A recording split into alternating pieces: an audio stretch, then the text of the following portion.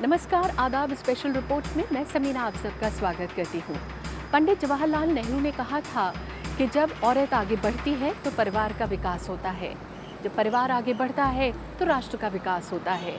लेकिन क्या हम इसे दिल से स्वीकार कर पाए हैं? क्या हम इस सच को मान पाए हैं?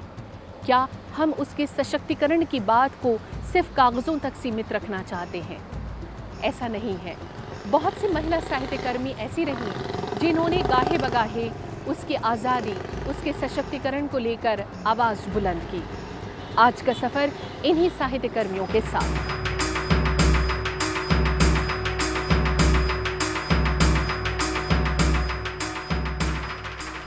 लेकिन इस जहां में कुछ ऐसे भी हैं जिन्होंने न सिर्फ बेबाकी से उसके मुद्दों को उठाया बल्कि उसे एक तहरीक की शक्ल भी दी।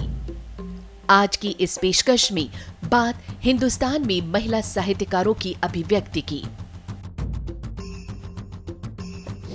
कर शराफत देख ली लेकिन हुआ कहाँ फायदा, अब शराफत छोड़कर जिएंगे हम बाकायदा, अब बना पर्दों का परचम हर जगह लहराएंगे, हम यहाँ इंसानियत का राज जल्दी लाएंगे। हिंदी साहित्य में स्त्री की अभिव्यक्ति और उसके अवदान के बारे में मैं कुछ तथ्यों को रेखांकित करना चाहती हूँ। 1900 में आधुनिक हिंदी कहानी का इतिहास शुरू होता है और माधवराव सप्रे की टोकरी भर मिट्टी से शुरू होता है और हम देखते हैं कि उसके लगभग 7 वर्ष बाद ही दुलाई वाली बंग महिला की कहानी आती है, यानी एक स्त्री की कहानी आती है। यही हम देखते हैं कि जब महादेवी वर्मा आती हैं तो अपनी भीतर की पीड़ा को वो छायावाद के माध्यम से व्यक्त करती हैं, यानी वो सामाजिक स्थिति में जिस तरह की स्त्री को लेकर के एक हाशिए की स्थिति रही है वो चाहती हैं कि वो उससे निकले। उसके बाद हम देखते हैं उन्हीं के समानांतर सुभद्रा कुमारी चौहान की कहानी आती है कन्यादान, जिसमें वो ये सामाजिक रूढ़ि को तोड़ती हुई कहना चाहती हैं कि बच्चियां, लड़कियां दान की वस्तु नहीं है। एक तबका जो लगातार इन्हें अपनी यादों में समेटता रहा, कोशिश करता रहा अपनी स्याही से कागज की उन पन्नों को एक तहरीक बनाने की जो उसकी अस्मिता को एक मुकम्मल पहचान दे सके।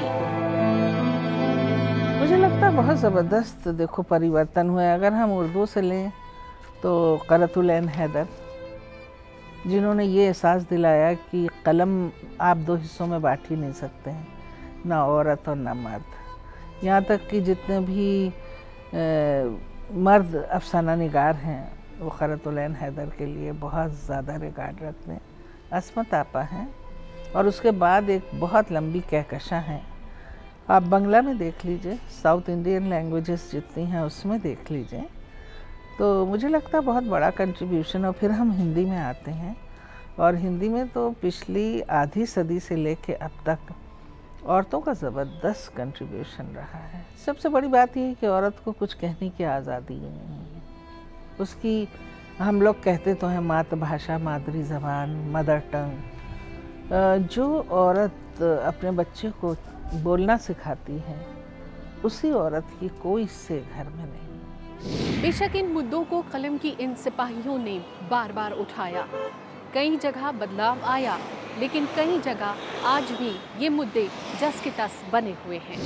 हमारे देश में परिवर्तन की प्रक्रिया बहुत धीमी है, पर जो भी परिवर्तन आए वो महानगरों की महिलाओं में और फिर नगरों की, गांव देहात की औरतें आज भी वही जीवन जी रही हैं। कस्बों की, गांव देहात की, जो सदियों पहले हम लोग, हमारी पीढ़ी ने, बल्कि मैं तो कहूँगी महादेवी वर्मा से ही लूँगी मैं इस बात को। उन्होंने स्त्रियों की स्थिति पे, श्रृंखला की कड़ियाँ उनकी बहुत प्रसिद्ध किताब थी, और स्त्रियों की जो दयनीय स्थिति समाज में है, जिस तरह की यातनाएं वो झेलती आती थी पुरुषों के हाथ से या समाज के हाथ से, परिवार के हाथ, उन सबको उन्होंने चित्रित किया था। वहाँ से शुरू किया था उन्होंने। देखिए, मैंने 1956 में लिखना शुरू किया था। उस समय जो समस्याएं थीं, मुझे लगता है कि मुझे बाहर की स्थितियों से संघर्ष करने में इतनी मुश्किल नहीं हुई थी। मैंने अपने पिता की इच्छा के विरुद्ध शादी की, मैं अपनी इच्छा से पढ़ी, मैं आज़ादी की लड़ाई में पिता बहुत नाराज़ होते थे, पर मैं बराबर भाग लेती रही। सक्रिय सवेरे से निकल जाते थे प्रभात फेरियों से, और वो सब करते रहे। बाद में मैंने महसूस किया कई प्रसंगों के संदर्भ में कि संस्कारों से मुक्त होना बड़ा मुश्किल है औरत के लिए। अपने संदर्भ में मैं कह रही हूँ कि हमारी पीढ़ी की औरत के लिए सबसे बड़ा संकट संस्कारों से मुक्त होना है। आज की लड़की या आज की महिलाएं काफ़ी हद तक मुक्त हैं उन संस्कारों से। ये संस्कार भी हमको पुरुष समाज के दिए हुए संस्कार हैं, पर उनसे हम इतने जकड़े हुए हैं, इतने बंधे हुए हैं उन संस्कारों के साथ कि उनसे मुक्त होना बहुत मुश्किल हुआ। साहित्य के आईने से देखें तो एक तवील सफ़र तय कर चुका ये आंदोलन तमाम सामाजिक कुरीतियों से जूझकर आज इस मकाम पर पहुंच गया है कि आगे का रास्ता कुछ आसान दिखाई पड़ता है। दुनिया के किसी भी देश में औरत और मर्द के बीच बराबरी नहीं आई है। हमें अभी तक हमारे पूरे अधिकार नहीं मिले। कई दफ़ा लगता है कि 1947 में भारत आज़ाद हुआ, भारतीय आज़ाद नहीं हुई। तो हमारा तो आज़ादी का आंदोलन अभी चल रहा है। कहने के लिए तो ये कहा जाता है कि हम अपने विचारों को, हम अपनी भावनाओं को अभिव्यक्त कर सकते हैं, लेकिन उन पर ऐसी बंदिशें रहीं जिन्हें संस्कारों की बंदिशें कह सकते हैं आप, जिन्हें समाज की बंदिशें कह सकते हैं आप, जिन्हें परिवारों की बंदिशें कह सकते हैं आप। लेखिकाओं के ज़हन में वो संस्कार रूपी जड़ें जमी हुई थीं, तो वो वही लिखती रहीं जो पुरुष व्यवस्था को पसंद आता था। मनोविश्लेषक डोरोथी पार्कर कहती हैं कि मैं उन किताबों को स्वीकार नहीं करती जो औरतों को औरत समझकर उसे पुरुषों के समकक्ष नहीं आने देती। हम सब चाहे स्त्री हो या पुरुष, मानव रूप में ही पहचाने जाएंगे। हमारे देश में महात्मा गांधी ने भी स्त्री शक्ति का हमेशा सहयोग चाहा। उनके मुताबिक स्त्री शक्ति राष्ट्र में एक अहम भूमिका निभा सकती है, और इस हिसाब से उनकी इस एक सोच से ये माना जा सकता है कि लोकतंत्र के साथ महिला अभिव्यक्ति के सुर उसके सशक्तिकरण की दिशा में कितना आगे बढ़े। लेकिन उनकी रफ्तार कहीं न कहीं धीमी रही, ठिठकी रही। महात्मा गांधी ने ये नारा दिया कि स्त्रियों का सहयोग लेना चाहिए, और स्त्रियां उस आंदोलन में आईं। लेकिन उसके बाद, महात्मा गांधी के बाद, वो स्त्रियां फिर अंदर चली गईं। आंदोलन में जो शरीक हुई थी वो भी चली गई अंदर। तो अभिव्यक्ति क्या करती? लोकतंत्र आया, लेकिन अभिव्यक्ति का लोकतंत्र स्त्री के लिए नहीं आया।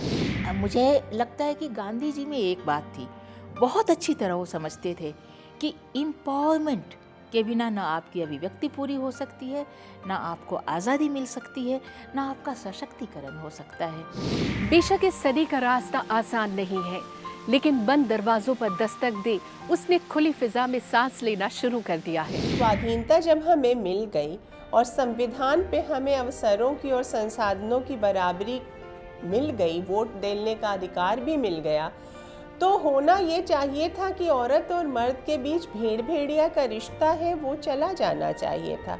परिवार में भी प्रजातांत्रिकरण होना चाहिए था, जनतांत्रिकरण होना चाहिए था, स्त्री की मनुष्य के रूप में एक प्रतिष्ठा होनी चाहिए थी, मगर वो सब हुई नहीं।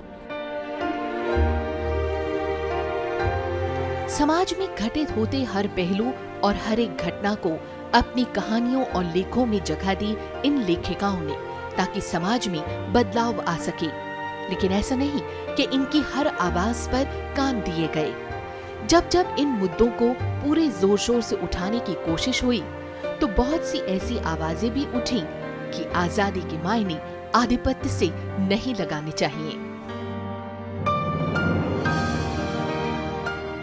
सभी ने स्त्री की पीड़ा को अभिव्यक्ति दी है, मगर हुआ ये है कि जब पुरुषों ने स्त्रियों का चित्रण किया तो उन्होंने एक आदर्श महिला को अपने जहन में रखा और उसी आदर्श छवि को लेकर वो चले, और जहाँ ज़रा भी स्खलन हुआ वहाँ या तो स्त्री पतिता हो गई या फिर उस पतिता का उद्धार किया गया, और उस पतिता का उद्धार करने वाला पुरुष महान बतलाया गया, और पतिता का उद्धार हो जाने पर वो स्त्री भी आपकी हमदर्दी प्राप्त करने लायक मानी गई। देखिए, मेरी एक कहानी थी प्राण प्रतिष्ठा, तो उसमें मैंने यही दिखाया था कि एक लड़की है, किशोरी जो है, वो अपने परिवार से बिछड़ जाती है और काफ़ी दिन हो जाते हैं, तो उसके माँ बाप तो ये स्वीकार कर लेते हैं कि अब अगर वो आएगी भी तो घाट घाट का पानी पी के आएगी, हम उसे क्यों स्वीकार करें। अचानक ऐसा होता है कि वो लड़की एक दिन आ जाती है, तो उसके माता पिता तो उसको पहचानने से इनकार करते हैं, लेकिन घर की बूढ़ी दादी जो हैं वो उसको गले से चिपटा लेती हैं। अरे इतने दिन बाद आई, इतने दिन बाद आई। तो लड़की के पिता और माता दोनों कह रहे हैं, ये क्या कर रही हैं आप, हम इन्हें रखेंगे नहीं। और वो ये सलाह करते हैं कि सुबह होने से पहले ही हम इसको कहीं छोड़ आएंगे, नारी निकेतन वगैरह में कहीं छोड़ जाएंगे। दादी ये बात सुन लेती हैं और सारी रात उस बच्ची को चिपटा के रोती हैं कि इसको हम नहीं जाने, मन में वो दृढ़ विश्वास लाती हैं कि इसको हम कहीं दूर नहीं जाने देंगे। कि दादी सुबह सुबह उसको नहला धुला के गंगा जल का पानी छिड़क के उसको नहलाती हैं और उसके बाद से कहती हैं कि ये धोती तू पहन ले, आज हमारे घर में देवी की प्राण प्रतिष्ठा होगी। और जब जाने लगती हैं तो उनका बेटा उनसे कहती, कहाँ जा रही हो सुबह सुबह अम्मा? तो कहती हैं, जा रही हूँ सारे मोहल्ले को न्योता देने कि हमारे घर आज देवी की प्रतिष्ठा होगी। उसकी कोई गलती नहीं है, अगर किसी ने उसको नोचा खसोटा है तो उसके कहने से नहीं किया है, तो क्या उसको ऐसे ही अभिशप्त छोड़ देना चाहिए? तो ये प्रवृत्ति हमारे में आनी चाहिए, हम सब में, कि हम स्वीकार की भावना से किसी को भी उसका क्षेत्र या उसकी अस्मिता की पहचान बता सकें। औरत की आज़ादी कितनी किताबी और कितनी सच, उसके लिए बने नियमों का जिक्र तो शास्त्रों से लेकर संविधान के कानून में भी है, लेकिन ये सब कितने सार्थक और सकारात्मक है। ना कह पा सकने का दर्द, ये सबसे ज़्यादा स्त्री के हिस्से में आया है। इसीलिए बहुत से लोकगीत हैं जिनमें स्त्री के बारे में ही लिखा गया है, क्योंकि स्त्री खुलकर बात कह नहीं सकती थी और आज कह सकती है। मैं नहीं समझती कि कह सकती है। बिटिया न की जो अब किए हो दाता, ऐसा न की जो अगले जन्म मोहे। बिटिया न की जो अगले जन्म मोहे, बिटिया न की जो। ले रहे हैं हम एक छोटा सा ब्रेक, हाजिर होते हैं बस थोड़ी देर में। आप देखते रहिए हमारी ये स्पेशल रिपोर्ट। और ब्रेक के बाद हम एक बार फिर हाजिर हैं, आप देख रहे हैं हमारी ये स्पेशल रिपोर्ट। औरत और औरत के लिए अभिव्यक्ति को बहुत से लोगों ने सिर्फ इसलिए नकार दिया कि ये उसके अधिकारों में हस्तक्षेप जैसा था। औरत चार दीवारी तक रहे, जिस दफ्तर में काम करे वहाँ मर्यादा का पालन करे। उसकी अपनी इच्छाएं, मित्रता कोई मायने नहीं रखती। अगर खुले विचारों के साथ इस पर लिखा भी गया तो इसे आज भी कई जगह बेहयाई और आज की तारीख में भी मर्यादित सीमाओं का उल्लंघन माना जाता है।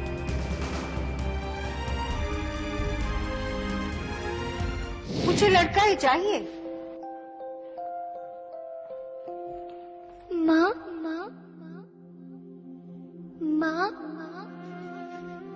माँ, अभी तो भगवान ने मेरे हाथों पे किस्मत की लकीरें भी नहीं बनाई और उनसे पहले ही आप सबने मेरी तकदीर का फैसला सुना दिया। इस तरह की सोच को हिंदी सिनेमा ने भी दिखाया, इस उम्मीद के साथ कि शायद कुछ बदलाव आए। स्त्री का जो संघर्ष है बहुत लंबा है और कहना चाहिए कि वो आज जो उसने प्रगति की है वो संघर्ष के कई तमाम सारे मोड़ों से गुजर करके की है। और अपनी संघर्ष यात्रा में स्त्री कहाँ लहूलुहान हुई, कहाँ उसने चोटें खाई, कहाँ वो असमंजस का गहरे शिकार हुई, किन किन तनावों से वो गुजरती है। पैदा होने से ही पहले जो असमानता का दौर शुरू होता है, यानी आप एक लड़की को, आपको पता लगता है कि वो भ्रूण जो है मादा है, तो वहीं आप ख़त्म कर देते हैं, यानी उसको ज़िंदगी में जो प्रवेश हो, उसका संसार में प्रवेश के अधिकार से ही आप वहाँ वंचित कर देते हैं। सभी के मुद्दे औरत के मुद्दे हैं, ये एक नारीवादी नारा जरूर है, लेकिन महिला साहित्य कर्मियों ने उसके हर मुद्दे को बहुत ही जिम्मेदारी के साथ उठाया। जो महिला साहित्यकार रही हैं, मुझे लगता है कि जो सबसे बड़ा उनका योगदान रहा है वो ये रहा है कि उन्होंने स्त्री को अनेक कार्य क्षेत्रों में काम करते हुए दिखाया है। लोकतंत्र में हर तरह के कार्य क्षेत्र में स्त्री आई है, और एक जो अरसे से चला आ रहा मानसिक एक तरह से मैं कहूँगी पूर्वाग्रह था कि स्त्री जो है वो घर गृहस्थी में ही खुश रहती है, कि वो माँ बनकर ही खुश रहती है, उस मानक को तोड़ा है और एक नया मानक स्थापित किया है कि स्त्री जो है वो अपने मस्तिष्क से भी काम ले सकती है और अपने हृदय से भी काम ले सकती है, और दोनों को मिलाकर वो दोहरे काम करने के लायक है, उसमें वो काबिलियत है, वो कर सकती है। तू जिंदा है तो जिंदगी के गीत पर यकीन कर, अगर कहीं है स्वर्ग तो उतार ला ज़मीन पर। कोताही तो हुई है। मुझे लगता है कि जैसे आप प्रेमचंद अगर आप पढ़ते हैं तो आप देखिए कि उस ज़माने में भी डाउरी का एक जो इशू था वो उठाया गया। आज भी डाउरी जो है वो बहुत ज़्यादा मतलब एक ज्वलंत इशू है, उसका कोई सोल्यूशन, हम योजनाएं देख रहे हैं, हम उसके बारे में सेमिनार्स सुनते हैं, सब सुनते हैं, लेकिन एक प्रैक्टिकलिटी की आप बात जब करते हैं तब वहाँ कोई इस तरह के इशू नहीं नज़र आता है। तो दिक्कत कहाँ आ रही है? अगर चीज़ें लिखी जा रही हैं, लोग पढ़ रहे हैं, लेकिन उसके प्रैक्टिकल एप्लीकेशन कितना है?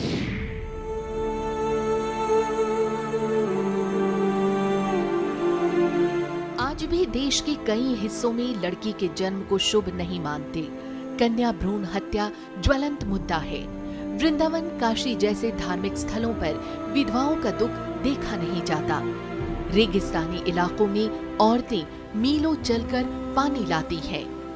दहेज की वजह से होने वाली आत्महत्याओं और जाति प्रथा के चलते होने वाली हत्याओं ने अब चौंकाना तक बंद कर दिया है।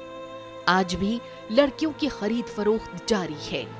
आज भी वो दरिंदगी का शिकार बनती है।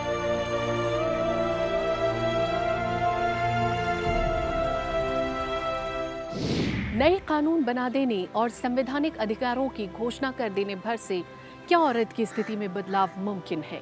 मैंने दरअसल हमेशा ये कोशिश की कि परंपरा से जो छवि उसकी बनती चली आ रही है और उस परंपरा वाली छवि में ऐसी जकड़ गई है जैसे उसकी कोई अपनी पहचान ना हो। जन्म से पहले मारण की मन कर दी गुण खता माता ईसा करम। लेकिन इस बीच लोकगीतों से जुड़ी कलम ने भी अपनी कहानी यानी औरत की कहानी को क्या खूब बयां किया, और इस बयान में उसकी चिंता थी जो जननी है लेकिन जीने के अधिकार से आज भी वंचित है। की मन कर दे गुण खता माता ईसा करम के किया मन कुछ होते याद बता माता ईसा करम के किया मन कुछ होते याद बता माता। तो कोई 20-25 साल पहले मैंने कहा कि देश में औरत अगर बेआबरू नाशाद है, दिल पे रख कर हाथ कहिए, देश क्या आजाद है। जो आजाद फिजा में उड़ने को बेकरार है लेकिन पंखों पर पहरी है।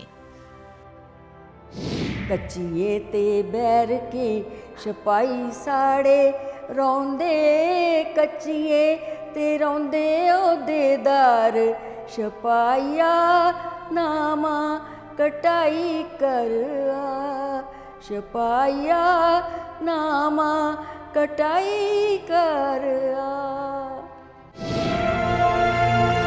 वही समाज से जुड़ी बहुत सी ऐसी वेदनाएं हैं जो उसे आहत करती हैं, जिसका जिक्र महिला अभिव्यक्ति के पन्नों में दिखाई और सुनाई पड़ता है। स्त्री की स्थिति किस तरह से बदली, और अगर स्त्री की स्थिति बदली तो चाहे सुषमा हो, चाहे शकुन हो, ये सारी नायिकाएं जो ये मित्रों हो, इन्होंने जिस अधिकार की बात की, समाज में पहले तहलका मचा, लेकिन बाद में हम पाते हैं कि लोगों के सामने ये सवाल खड़ा हो गया कि औरत को भी सेक्स की भूख होती है।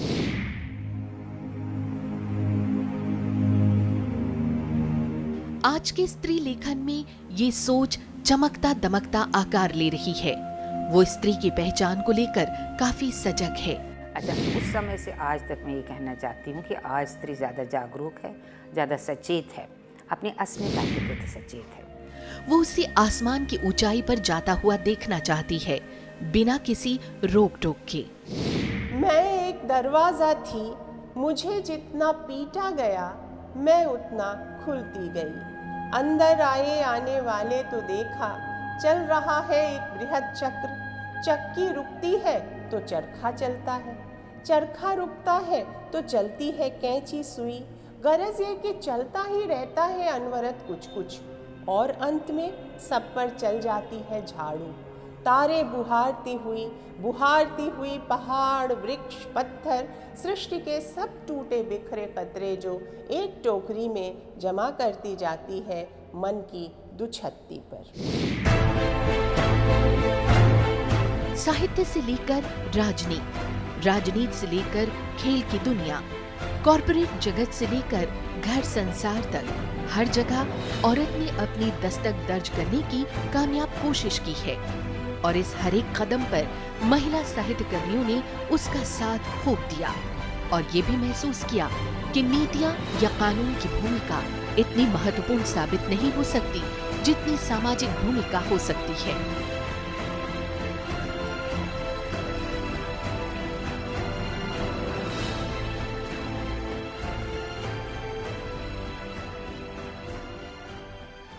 और स्त्री की बात करें तो मैं समझती हूँ कि रोज़गार पाने के अलावा जो बहुत बड़ा मसला है वो सेक्सुअल हिंसा का है। और समाज को भी ये समझना चाहिए कि अगर वो स्त्री को इसके लिए कहीं भी ज़रा भी तनिक भी अपराधी मानता है, कसूरवार मानता है, तो वो भी बलात्कार की पूर्व पीठिका तैयार कर रहा है। वो एक तरह से वो भी अपराधी है। लेकिन ये ज़रूर है कि हमारी जो पराधीनताएं हैं उसके खिलाफ हम अभिव्यक्त होकर के ही लड़ सकते हैं। पहला स्टेज तो अभिव्यक्त करना होता है कि हम इस गुलामी को बर्दाश्त नहीं करेंगे। सबसे ज़रूरी तो यही है कि सबसे पहले कि स्त्री और पुरुष को बराबर का नागरिक समझा जाए। समाज में ये एक आदर्श स्थिति होगी अगर ऐसा हो जाता है। दीवार पर तस्वीर की तरह खामोश नहीं बैठूंगी, मैं फिर लौटूंगी तुम्हारी दुनिया में, कभी पान में पड़े पेपरमेंट की तरह, कभी दाल में किरकते कंकर की तरह, कभी चुपड़ी रोटियों पर घी की तरह महकेगी मेरी स्मृति। जब जब कोई किताब अलमारी में ढूंढोगे तब तब मुझे याद करोगे। मेरे बिना कलम तो तुम्हें मिलती नहीं, क्या लिख पाओगे मेरे बगैर।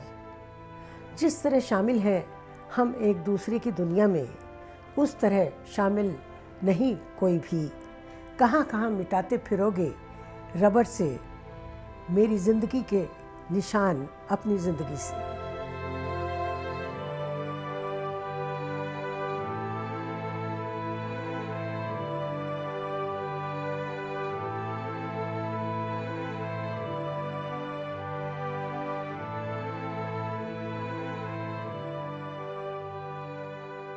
आज की इस कोशिश में कलम से जुड़ी हुई कुछ शख्सियतों को ही हम शामिल कर पाए।